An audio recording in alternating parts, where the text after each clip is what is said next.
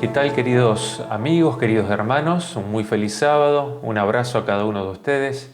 Hoy quisiera compartir con ustedes un tema que tiene que ver con el mensaje principal que Jesús vino a impartirnos. Juan capítulo 17, el verso 3 nos dice que Jesús vino para revelarnos al Padre. Nos dice el texto que esta es la vida eterna, que te conozcan a ti, el único Dios verdadero, y a Jesucristo a quien has enviado. Cuando nosotros reflexionamos en lo que Jesús dijo, realmente entendemos que comprender el carácter de Dios es fundamental para nuestra felicidad.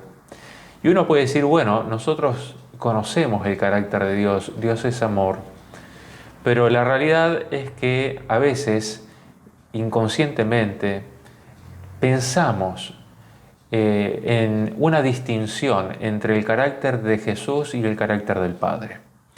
A veces pensamos que Jesús es más bueno que el Padre.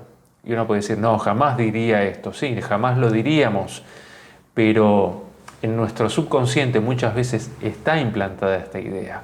La idea de que Jesús tiene que convencer al Padre, la idea de que Jesús es más receptivo y más sensible a nuestras necesidades, realmente perjudica la imagen del Padre. Es por eso que hoy quisiera que podamos juntos reflexionar en el bello carácter de nuestro Padre y en cómo Jesús se relacionaba con Él y cómo Él desea que nosotros nos relacionemos con nuestro Padre Celestial también. Romanos capítulo 8, el verso 15 dice: pues ustedes no han recibido un espíritu que los esclavice nuevamente al miedo, sino que han recibido el espíritu de adopción por el cual clamamos Abba Padre. Esta expresión Abba Padre, el apóstol Pablo la toma de Jesús mismo. Jesús en Marcos capítulo 14, el verso 36, cuando estaba en Getsemaní, en una gran prueba, donde tenía que decidir si iba a dar su vida por nosotros, porque el enemigo lo estaba angustiando y lo estaba haciendo dudar en cuanto a los resultados de su sacrificio. El enemigo puso, entre otras cosas, en la mente de Jesús, de que quizás esa separación que estaba sintiendo del Padre podría llegar a ser eterna. Entonces, Jesús realmente estaba muy angustiado. Y mientras su sudor eran como grandes gotas de sangre, nos dice la palabra de Dios que Jesús oraba y decía, Marcos capítulo 14, verso 36, dice que Jesús decía, Abba Padre, todas las cosas son posibles para ti. Aparta de mí esta copa, mas no lo que yo quiero, sino lo que tú. Y es interesante porque esta palabra Abba es una palabra aramea, que era el idioma del pueblo en el tiempo de Jesús, el idioma familiar, el idioma en el cual se relacionaba la familia. El hebreo se hablaba más en el ámbito religioso, en la sinagoga, en el templo. El griego se hablaba más en relaciones internacionales, más administrativas, comerciales. Pero es interesante aquí que Jesús utiliza la palabra aramea. Pero lo interesante aquí es que el autor el que escribió, ¿no es cierto?, el Evangelio, hace resaltar esta palabra. No sabemos si Jesús oró en arameo, oró en otro idioma, no lo sabemos. Quizás oró todo en arameo, pero evidentemente el autor por algo quiso mantener la palabra aramea de Abba, ¿sí?, que significa padre o papá. La quiso mantener en arameo. Evidentemente tiene una significancia especial en cuanto a la relación familiar de Jesús con su Padre. En cuanto a la traducción de esta palabra, algunos dicen que, bueno, quizás esta palabra simplemente significa padre. Otros dicen no, que es algo más familiar, que puede ser traducida como hoy en día sería la palabra papá. Y bueno, sea cual fuera la interpretación, evidentemente el autor y Jesús mismo, ¿sí? El autor del Evangelio de Marcos y Jesús mismo, tuvieron la intencionalidad de acercarse a Dios y relacionarse con Dios de una manera muy familiar y de suma confianza y con una expresión de una relación cotidiana. Es por eso que esta palabra está aquí en arameo. Yo creo que probablemente esta palabra podría ser bien traducida como papá, que es el lenguaje cotidiano que hoy tenemos, ¿sí? En el tiempo de Jesús la expresión cotidiana era Abba, que si bien se podría traducir como padre, creo que el significado profundo, cotidiano, familiar, se acerca mucho a lo que hoy es papá. Bueno, muy interesante lo que la palabra de Dios nos revela en cuanto a esta palabra. Pero quisiera avanzar un poquito más. Quisiera que juntos podamos ver cómo Jesús, a lo largo de los evangelios, utiliza la palabra Padre. Y esta palabra Padre, Jesús la utiliza de una manera intencional, una manera repetitiva, y de paso la palabra Padre en los evangelios es la palabra más utilizada o una de las más utilizadas por Jesús. Generalmente en los otros libros de la Biblia la palabra Padre dirigiéndose a Dios, ¿no? Padre como dirigiéndose a Dios, son escasas. Hay muy pocos textos bíblicos. Cuando uno busca esta relación entre padre, entre lo que es esta relación de Dios como Padre, nosotros vemos que Jesús utilizó muchas veces, ¿sí? Más de 100 veces aparecen en los evangelios. Y es por eso que de alguna manera esto revela una profunda relación significativa de Jesús con su Padre. Ahora, uno de los textos bíblicos, vamos a leer algunos textos. Uno de los textos bíblicos se encuentra en Mateo el capítulo 6, el verso 6, donde dice Jesús: «Mas tú, cuando ores, entra en tu aposento y cerrada la puerta, ora a tu Padre que está en secreto, y tu Padre que ve en lo secreto te recompensará en público». Es interesante cómo Jesús utiliza esta partícula posesiva, ¿no? Tu Padre, vuestro Padre. Se van a dar cuenta que Jesús utiliza esto porque quiere recalcar de que Dios realmente es nuestro Padre. Nos dice Mateo 6:8, vuestro Padre sabe de qué cosas tienen necesidad antes que ustedes le pidan. Mateo 6:9 dice, ustedes pues orarán así: Padre nuestro que estás en los cielos, santificado sea tu nombre. Mateo capítulo 7, el verso 11 dice, pues si ustedes siendo malos saben dar buenas cosas a sus hijos, cuánto más el Padre de ustedes que está en los cielos dará buenas cosas a los que se la pidan. Mateo 10:29 dice, no se venden 2 gorriones por unas monedas, sin embargo, ni uno de ellos cae a tierra sin permiso del Padre de ustedes. Mateo 18:14 dice, no es la voluntad de vuestro Padre que está en los cielos que se pierda uno de estos pequeños. Lucas capítulo 12, el verso 32, dice, no teman, manada pequeña, porque al Padre de ustedes le ha placido darles el reino. Juan capítulo 10, el verso 29, dice, mi Padre que me las dio, hablando de las ovejas, ¿no?, del redil, es mayor que todos y nadie las puede arrebatar de la mano de mi Padre. Juan 10:30 dice, yo y el Padre uno somos. Juan 14:7 dice, si me conocieran a mí, conocerían también al Padre. En realidad ya lo conocen y lo han visto. Juan 14:9 dice, el que me ha visto a mí, ha visto al Padre. Juan 16, versos 26 y 27. Dice, en aquel día ustedes pedirán en mi nombre, y no les digo que yo rogaré al Padre por ustedes, pues el Padre mismo los ama, porque ustedes me han amado y han creído que yo salí de Dios. Y quisiera detenerme un poquito en este texto. Si bien Jesús habla de que el Padre conoce todas nuestras necesidades, aún antes que se la pidamos, que conoce todo de nosotros, aún la cantidad de cabellos que tenemos, sabe cuando cae un gorrión a tierra, y Jesús dice, ¿cuánto más valen ustedes que muchos gorriones? Y Jesús siempre trató de exaltar el carácter del Padre. Pero este texto último que leí de Juan 16, versos 26 y 27, es muy importante porque Jesús habla acerca de su función como intercesor en el cielo.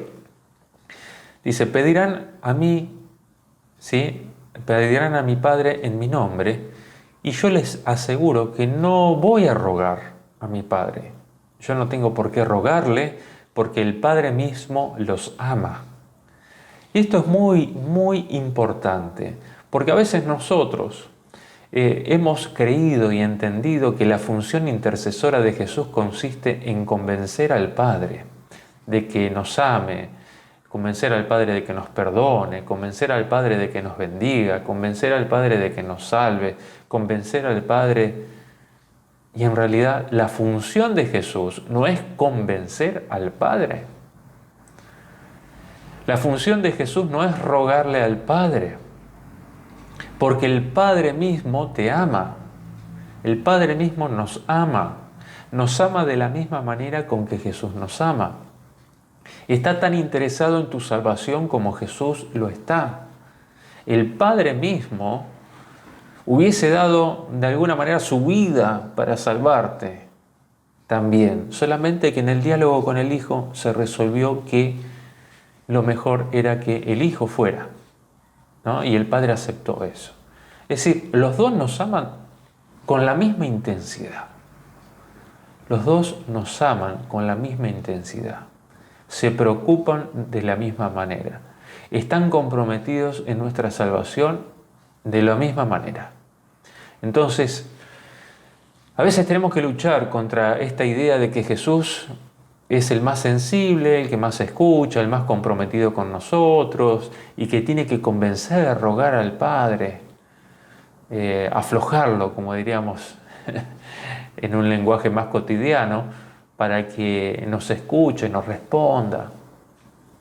Pero no es la función. Jesús trabaja junto al Padre, está ante el Padre, junto al Padre, y ambos trabajan en equipo, en beneficio de nuestra salvación. Tenemos que entender esto. Por eso hay muchas religiones que tienen una multitud de santos y le prenden velas a las estatuas porque piensan que esas estatuas, esos santos, tienen que interceder ante Dios, porque la intercesión de Jesús no es suficiente para ablandar el corazón del Padre, porque el corazón del Padre es demasiado lejano a nuestras necesidades y demasiado lejano en cuanto a los afectos hacia nosotros. Es terrible la idea de Satanás de poner intercesores para tratar de aplacar el enojo de un Dios airado y que por lo tanto hace falta una cantidad de santos, hace falta una cantidad de intercesores que traten de convencerlo. Bueno, la Biblia, si bien nos dice que existe un solo intercesor entre Dios y los hombres, es Jesucristo hombre, lo dice no en el sentido de que Jesús está para convencer al Padre, sino es el que nos representa ante el Padre y trabaja junto al Padre en favor de nuestra salvación. Esto es fundamental. Jesús dijo, el que me ha visto a mí ha visto al Padre. O sea, no hay diferencia en cuanto al carácter, no hay diferencia en cuanto al amor que Él tiene para con nosotros. Cómo Satanás se ha encargado de desfigurar el carácter del Padre a tal punto que, como les dije recién, ha distorsionado lo que es la obra de intercesión de Jesús. quiero leerles algo que dice Elena de White en el libro Testimonios Selectos, tomo 4, página 252. Ahí dice: desde el principio fue el plan estudiado de Satanás inducir a los hombres a olvidarse de Dios, a fin de que pudiese someterlos. Por eso trató de presentar falsamente el carácter de Dios, a fin de inducirlos a albergar un falso concepto de Él. Les presentó al Creador como revestido de los atributos del príncipe del mal mismo, arbitrario, severo, inexorable, a fin de que le temiesen, rehuyesen y hasta odiasen. Satanás esperaba confundir de tal manera las mentes de aquellos a quienes había engañado que desechasen a Dios de su conocimiento. Entonces borraría la imagen divina del hombre y grabaría su propia semejanza sobre el alma. Imbuiría a los hombres de su propio espíritu y los haría cautivos según su voluntad. Es decir, siempre fue el propósito de Satanás distorsionar el carácter de Dios. ¿Por qué muchas personas se declaran ateas? Hay muchas personas que se declaran ateas, pero no son ateas en realidad. Son ateas al Dios que le presentaron, un Dios severo, un Dios autoritario, un Dios irracional. Claro, se niegan a creer en ese Dios, pero esto no quiere decir que no crean en el verdadero Dios, o si uno les presentara realmente a Dios como realmente es, quizás creerían en Él. Esta cita es muy interesante porque Satanás ha deformado justamente el carácter de Dios y ha utilizado a la iglesia cristiana aún en los tiempos antiguos, en la Edad Media especialmente, para distorsionar el carácter de Dios, para generar tal repugnancia hacia un Dios tan autoritario, un Dios tan insensible, que ha dado como consecuencia de esto, ¿sí? Ha dado como consecuencia el ateísmo, ¿sí? El escepticismo. El ser humano decidió no creer, ¿sí? Decidió no creer en Dios. Pero justamente por el mal testimonio de los cristianos, por haber representado mal a Dios. Ahora, si nosotros vemos un poquito cómo el ser humano después de la entrada del pecado fue afectado por esta distorsión pecaminosa sobre el carácter de Dios, ya lo vemos cuando Adán y Eva pecaron, cómo huyeron de la presencia de Dios, tuvieron miedo. Lo vemos también cuando los amigos de Job lo acusaban a Job y decían: mirá, estás así porque pecaste, algo hiciste, ¿sí? Algo hiciste. Entonces es interesante esta idea de castigo, esta idea de que Dios está pendiente para destruir, para castigar por los pecados que se cometieron. La profecía de Isaías 53:4 también dice que muchos han considerado a Jesús como castigado por Dios, pero en realidad Jesús fue castigado por nuestros mismos pecados, fueron los que lo molieron, los que lo destruyeron, le causaron la muerte, ¿sí? Es decir, Jesús mismo fue el que sufrió por nuestros pecados, no fue el Padre que lo castigó y lo mató. Entonces es interesante que Isaías mismo dice: mira, muchos lo vieron a Jesús en la cruz y pensaron que el Padre lo estaba castigando y lo estaba matando. Qué terrible es esta distorsión sobre el carácter de Dios. La palabra de Dios nos invita a que nosotros podamos reconsiderar la tradición religiosa sobre el carácter de Dios y podamos realmente ver a Dios Padre realmente como es Jesús. Jesús y el Padre uno son. Nos dice Testimonios Selectos, tomo 4, en la página 253, dice: Cristo vino para revelar a Dios al mundo como un Dios de amor, lleno de misericordia, ternura y compasión. Las densas tinieblas con que Satanás había tratado de rodear el trono de la divinidad fueron disipadas por el Redentor del mundo, y el Padre volvió a quedar manifiesto a los hombres como la luz de la vida.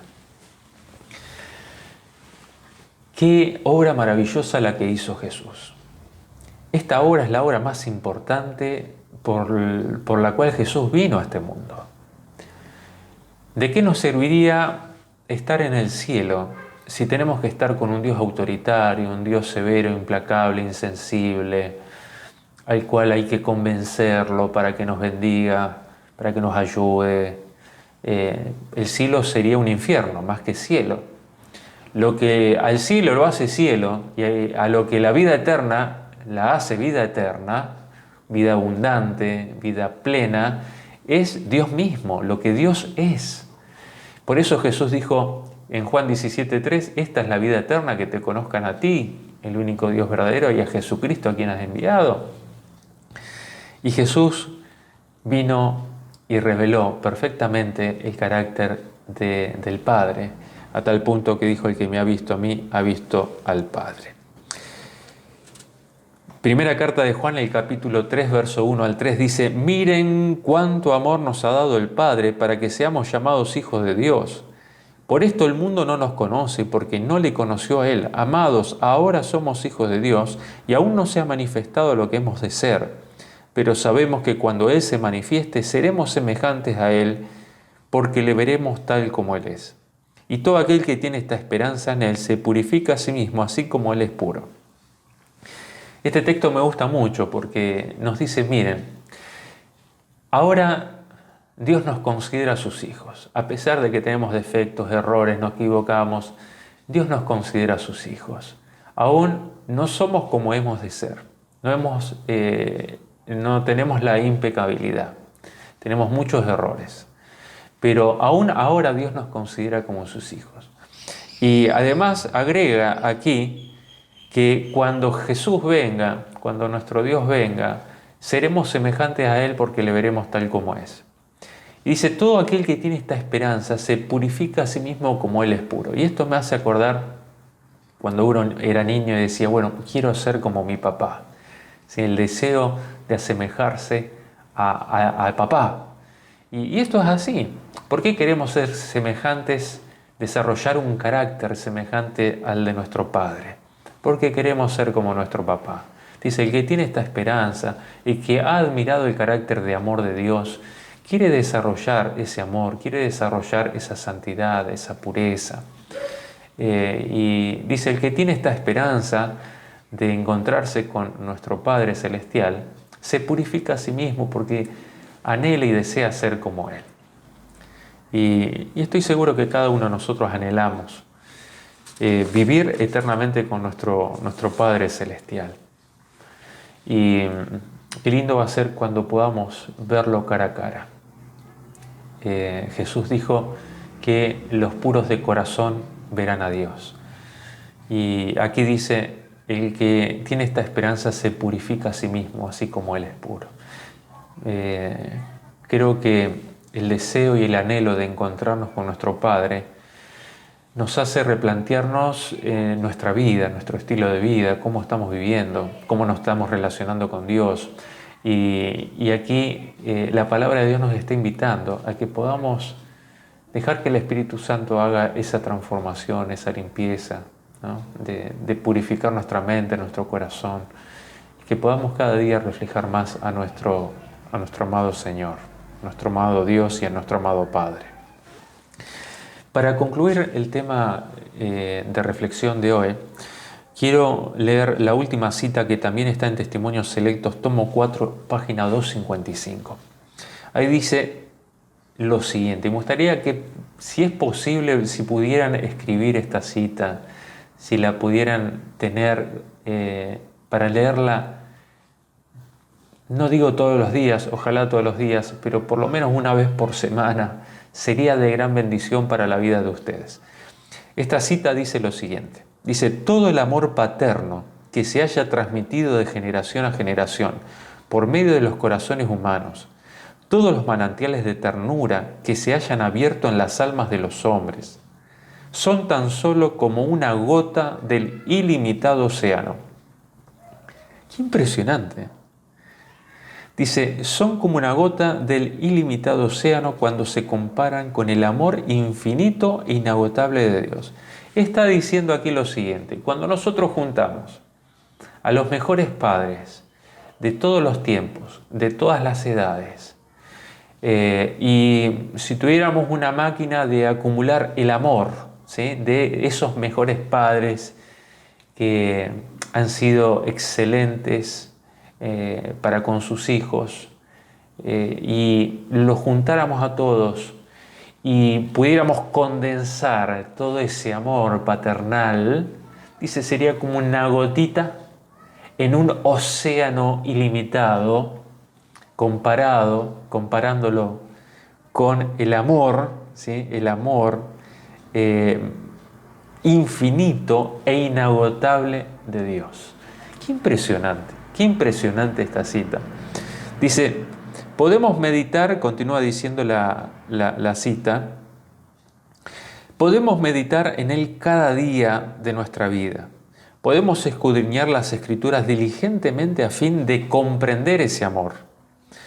Podemos dedicar toda facultad y capacidad que Dios nos ha dado al esfuerzo de comprender el amor y la compasión del Padre Celestial, y sin embargo queda infinitamente más allá. Si puedes dedicar la eternidad para tratar de conocer el amor de Dios, el amor de nuestro Padre, y la eternidad no te va a alcanzar para conocer plenamente cuánto Dios te ama. Qué maravilloso esto. Y a la vez que me maravillo, pienso cuántas veces habré deformado el carácter de Dios en mi mente y cuántas veces quizás habré orado con temor, con incertidumbre. ¿Será que Dios me escucha? ¿Será que Dios me responde? ¿Será que Dios me ha perdonado? ¿Será que Dios me acepta? ¿Será que Dios está trabajando en mi corazón? ¿Está cercano a mí? Y uno, al leer esta cita, uno se avergüenza de todas las dudas que uno pudo haber tenido con respecto a Dios. Continúa diciendo esta cita lo siguiente. Dice, la eternidad misma no lo revelará nunca plenamente. La eternidad misma no lo revelará nunca plenamente. Qué hermoso. Qué hermoso, qué hermoso. Yo me maravillo de tener el Dios que tengo, este Dios maravilloso. Y quiero conocerlo cada día más, quiero amarlo cada día más y quiero ser cada día más semejante a Él. Quiero disfrutar de esta relación de confianza, de fe, y quiero confiar cada día más perfectamente en Él, obedecerlo cada día más perfectamente.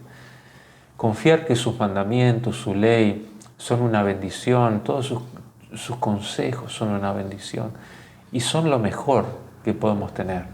Que cuando el enemigo venga y te tiente con algo, digas, mira, yo confío en mi papá me ama y si Él lo dijo es porque es lo mejor. Y que podamos obedecer a Dios no por miedo, no por temor a perdernos, no por temor a sufrir la muerte eterna, sino que lo obedezcamos porque confiamos en su amor, confiamos en lo que Él es y anhelamos pronto estar con Él por la eternidad. Que Dios te bendiga, te mando un gran abrazo y que cada día puedas disfrutar de esa relación privilegiada que tenemos con nuestro Padre Celestial.